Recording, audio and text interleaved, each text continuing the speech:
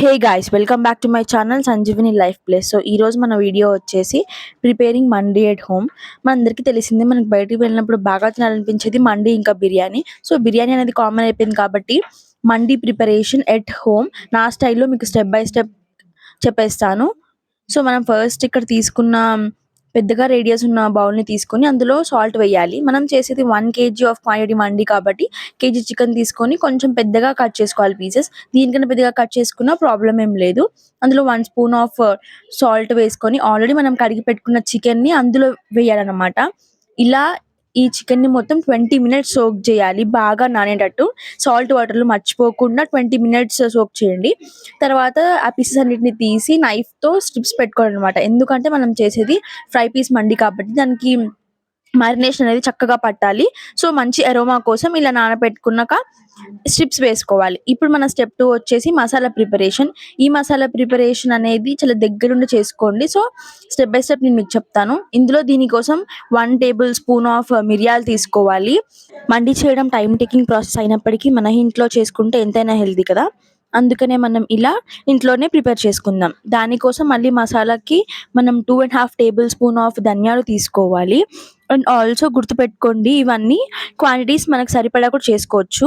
And అలాగే 2 spoons of జీలకర్ర. ఈ మసాలా అనేది మనకి రైస్లోను అలాగే మనము పీసెస్లో మ్యారినేషన్ చేసుకోవడానికి రెండింటికి సరిపోతుంది కాబట్టి సఫిషియెంట్గా మీరు చేసుకోండి. ఇందులో మనం బిర్యానీ మసాలాస్ కూడా వేసుకోవచ్చు, అది ఆప్షనల్, వేసుకోవచ్చు వేసుకోకపోవచ్చు బేస్డ్ ఆన్ మన ఇంట్రెస్ట్. దాని తర్వాత మనం వేసుకోవాల్సింది ఒక 12 లవంగాలు అండ్ ఆల్సో 6 to 7 యాలకులు మనకు సరిపోతుంది. నేను ముందే చెప్పా కదా, ఇది మనకి రైస్కి ఇంకా పీసెస్ కానీ, సో సఫిషియెంట్గా చేసుకోండి. దీన్ని మనం మిక్సీలో వేసుకొని మన కన్సిస్టెన్సీకి తగ్గట్టు పౌడర్లా చేసుకుంటే సరిపోతుంది అనమాట. ఇప్పుడు మన స్టెప్ 3 వచ్చేసి మ్యారినేషన్. మీరు గుర్తుపెట్టుకోండి, మ్యారినేషన్కి సరిపడా మసాలాని ముందే తీసి పెట్టుకోవాలి. ఎందుకంటే మిగతాది మనం ఆ రైస్లో యూజ్ చేస్తాం కాబట్టి. ఇలా మనం మ్యారినేషన్ కోసం తీసుకున్న పౌడర్లో కొంచెం కారం, ఈ కారం కూడా మనకు తగినంత వేసుకోవచ్చు. మేమైతే ఇక్కడ 1 టేబుల్ స్పూన్ ఆఫ్ కారం వేసుకున్నాం. ఇక్కడ మనం కేజీ చికెన్కి క్వాంటిటీ చేసుకుంటున్నాం కాబట్టి కేజీకి మీరు వేసుకోండి. అండ్ ఆల్సో దాని తర్వాత 1/2 tablespoon of salt and also 2 లెమన్స్ని స్క్వీజ్ చేసుకొని లెమన్ జ్యూస్ ఇందులో వేసుకోవాలి. And 1 spoon of oil. దాని తర్వాత కొంచెం వాటర్ వేసుకోండి. సో ఇలా మనం నీట్గా కలిపిన తర్వాత ఈ పీసెస్ అన్నిటికీ మనం ఈ మ్యారినేషన్ అనేది పట్టించాలి. గుర్తుపెట్టుకోండి, మీరు మనం మండీ ప్రిపరేషన్ స్టార్ట్ చేసే ముందు అట్లీస్ట్ ఈ మ్యారినేషన్ అనేది 3 hours ముందు చేసుకోవాలన్నమాట. ఇలా ప్రతి ముక్కకు పట్టించిన తర్వాత మళ్ళీ చెప్తున్నాను, 3 hours ముందు చేసుకోవాలి, 3 to 4 hours. ఇలా మనకి 3 to 4 hours టైం లేదు అని అనుకున్నప్పుడు మనం దీన్ని ఫ్రిడ్జ్లో కూడా చేసుకొని మ్యారినేట్ చేసుకొని పెట్టుకోవచ్చు. సో ఇలా ప్రతి ముక్కకు పట్టించిన తర్వాత మనమైతే ఇలా -19లో ఫ్రిడ్జ్లో పెట్టేద్దాం.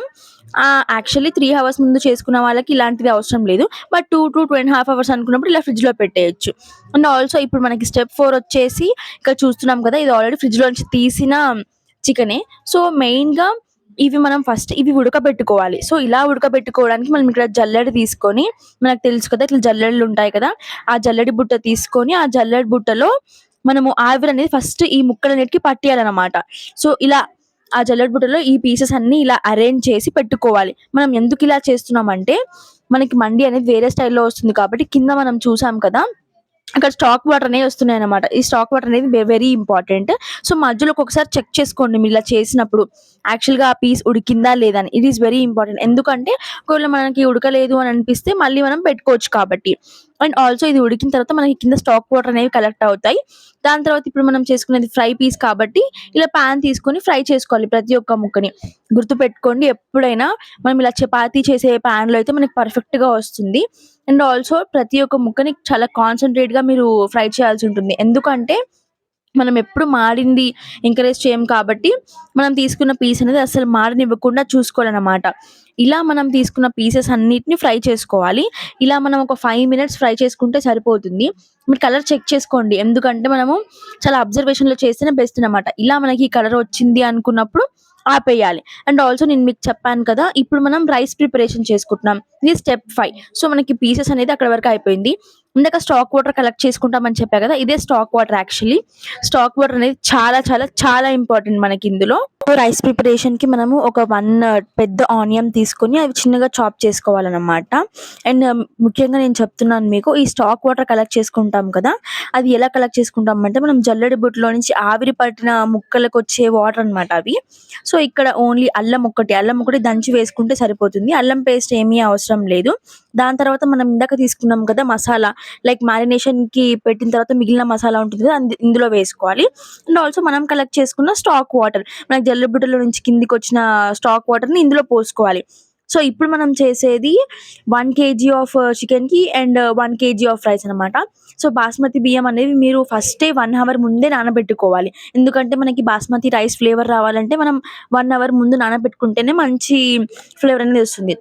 సో, అక్కడ నానబెట్టుకున్న 1 అవర్ ఆఫ్ బాస్మతి రైస్‌ని ఇప్పుడు ఇందులో వేసేయాలి. ఈ గ్యాప్‌లో మీరేం చేయాలి అంటే మనం ఆయిల్ పెట్టుకొని ఒక చిన్న మూకుడు పెట్టుకొని అందులో బ్రౌన్ ఆనియన్స్ వేయించేసుకోండి. ఎందుకంటే మనకది ఇంపార్టెంట్ ఫ్లేవర్ వస్తుంది కాబట్టి.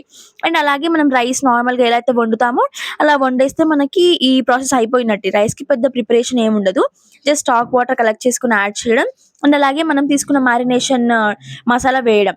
సో, ఇక్కడ నేను చూస్తున్నాం కదా! ఇక్కడ మనం స్మెల్ పోకుండా మనం పైన పీసెస్ అరేంజ్ చేసి ఇలా టిష్యూ పెట్టుకొని దాని పైన బరువు పెట్టాలనమాట. ఎందుకంటే అప్పుడు మనకి ఫ్లేవర్ అనేది అసలు బయటికి వెళ్ళడానికి ఛాన్సే ఉండదు. సో, మీరు చూసేసారు కదా! ఇప్పటికి మన మండీ ప్రిపరేషన్ అయిపోయినట్టే. మీరు కూడా ట్రై చేసి నాకు కామెంట్‌లో చెప్పేసేయండి టేస్ట్ ఎలా ఉందో. So, please do like, share and subscribe Sanjeevani life plus and also comment me for more dishes and more recipe videos. So, ఇక్కడ మనం గుర్తుపెట్టుకోవాల్సింది ఏంటంటే ఇక్కడ మనం ఏ కలర్స్ ఇంకా ప్రిజర్వేటివ్స్ యాడ్ చేయలేదు కాబట్టి ఇది హెల్తీ.